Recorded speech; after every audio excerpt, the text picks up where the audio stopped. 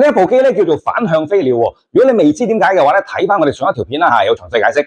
今集咧我哋拆解呢個反向飛鳥動作，專業地點樣做好冇？嗱，坐喺呢個位置先，跟住心口頂住個 pad 啦，手遞高到肩水平嘅位置，捉住呢個手柄，手踭壓開，保持微曲啊。重點咧原來就係膊頭對應翻上面嗰個轉軸喎嚇，我哋曾經有片講解過噶啦嚇，得閒睇翻啦。好嗱，兩個手咧少少攞起砝碼先，跟住咧水平蓋錢，來回做就得噶啦，係咪嚇？但係咧成日都話要夾背嘅喎，咁點做咧咁樣？原來咧膊頭推咗去前面先，跟住將個肩胛骨夾埋，你手臂可以係冇喐嘅，咁但係第二個動作啦，就係打開手臂啦，係咪？咁將兩個動作加埋嘅時候咧，你就係可以做到夾背同埋手臂外展啦嚇。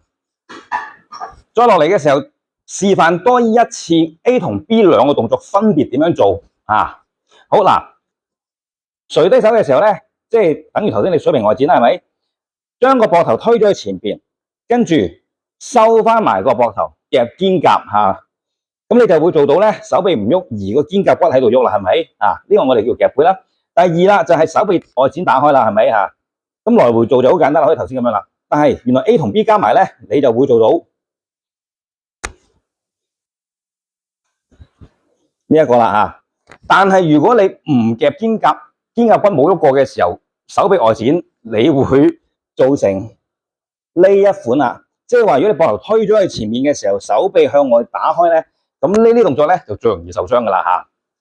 如果你想知道其他動作正規係點樣做法嘅話咧，邀請你訂閱咗我哋頻道先。我哋聊聊健身影片入邊咧已經超過400集噶啦嚇。如果你唔想錯過嘅話咧，撳埋通知嗰個鐘仔，下次我哋出片咧，你接收通知咧，你就會睇到噶啦。